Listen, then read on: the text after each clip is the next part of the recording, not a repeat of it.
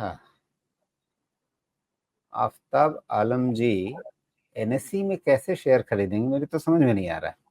ये long term के लिए 10 साल के लिए एनएससी अनलिस्टेड खरीदना चाहते हैं और पूछ रहे हैं कि ये अच्छा रहेगा या बीएससी। बीएससी तो आप खरीद सकते हैं, लिस्टेड है, कल बाजार खुलेगा, कल सुबह सुबह खरीद लीजिए, मन हो तो, खरीदने लायक लगे तो।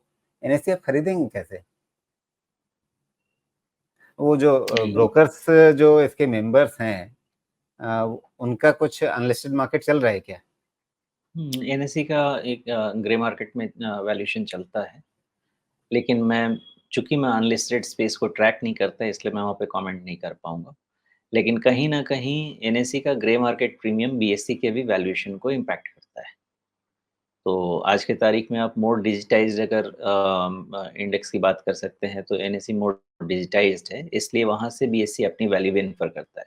बीएससी थोड़ा-सा ब्रॉडन है, बिकॉज़ डोमेस्टिक ड्रिवन जो स्टॉक्स हैं, जो कि micro cap, nano cap, small cap, mid cap, जो उसमें आपको ज़्यादा बीएसई पे लिस्टिंग में मिल जाएगी, बिकॉज़ वहाँ पे थोड़ा खर्चा कम आता है, लिस्टिंग नॉर्म्स आसान हैं। उसमें आपको बीएसई ज़्यादा फ़ायदा करता है, लेकिन जहाँ पे डिजिटाइज़ेशन की बात आती है, उधर पे फिर आप जैसे डेरिवेटिव्स वगैरह की बात करें, तो फिर आप एनएसई की तरफ जाते हैं। इसलिए वैल्यूएशन वहाँ से बीएसई ज़रूर डिराइव करता है, ऐसा देखा गया है। तो उस हिसाब से आप कंसीडर कर सकते हैं, लेकिन मैं अनलिस्टेड स्पेस को मैं ट्रैक नहीं करता, इसलिए वहाँ पे मेरा कमेंट नहीं रहेगा। बीएससी की जहाँ तक बात है, ट्रैजेक्टरी फाइनेंशियल, चाहे बीएससी हो या सीडीएसएल हो, आप देख लीजिए ना, ने इक्विटी मार्केट का पार्टिसिपेशन 2 का 4 साढ़े 4% हो गया है।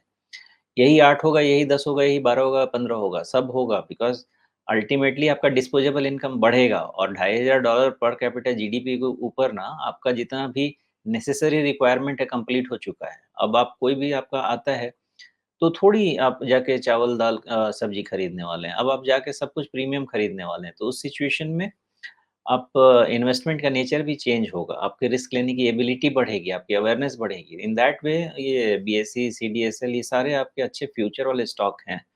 कैम्स, ये सब अच्छे फ्यूचर वाले स्टॉक हैं। लेकिन यही है कि ये सब अच्छे कभी गिरावट में मिलते हैं, उसमें लेके रखने से फिर डर नहीं लगता है। ऐसे समय में थोड़ा-सा डर लगता है। जी। अब देखिए, मसला ये है कि अनलिस्टेड स्पेस में आपको पहले तो खोजना पड़ेगा कि कौन बेचने जा रहा है, किससे आप खरीद सकते हैं। खरीद लिया आपने तो और ज़्यादा बड़ी मुसीबत कि जब अगर बेचने की ज़रूरत पड़ी तो किसको बेचेंगे? फिर आपको खोजना पड़ेगा कि अच्छा किसको हम बेच सकते हैं।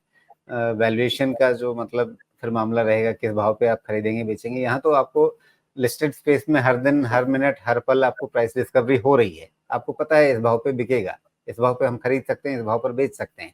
अनलिस्टेड स्पेस में आपके सामने ऐसी कोई क्लैरिटी होगी नहीं, तो लिक्विडिटी की समस्या फँस जाएगी कि अब आज खरीद तो लिया, बेचें कैसे? तो अनलिस्टेड स्पेस, अगर आप उस खेल के खिलाड़ी हैं तो अलग बात है, अगर नहीं है तो मतलब मुझे लगता है कि ये आम लोगों के लिए नहीं है, और आम लोगों के लिए नहीं है इसीलिए अनलिस्टेड है।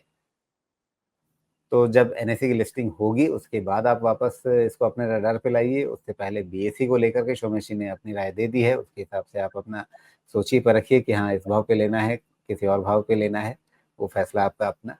लेकिन अनलिस्टेड स्पेस आम लोगों के लिए नहीं है, इतना ज़रूर समझ लीजिएगा।